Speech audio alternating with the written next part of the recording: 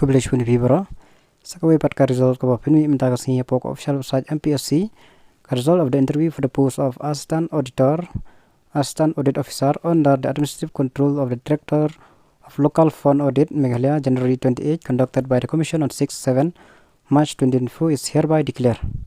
The name of the successful candidate recommended commission are as follow: Moon John Pingruk on reserve, Mankrao and Kharbuli on reserve, Don Boklang Thongni Khasi Jaintia, Godwin Alistair Kharpani Khasi Jaintia, Pernailang Warjri Khasi Jaintia, Jeffrey Lingdo Maulong Khasi Jaintia, Daitilin Nongklau Khasi Jaintia, Shampanglin Lingdo Khasi Jaintia, Govind Star Lingdo Nongbri Khasi Jaintia, Don Kupa Lingdo Moplang Khasi Jaintia, Chikisa M Marak Garo, Yurika Dishira Garo, Silang Xavier CH Sangma Garo, Tabwan Cherak M Marang Garo. Only 4 candidates were recommended from Garo candidate category and no candidate was recommended from the other SC and ST category.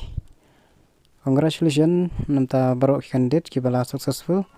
Tetanggi negi jemput, kubleshubun.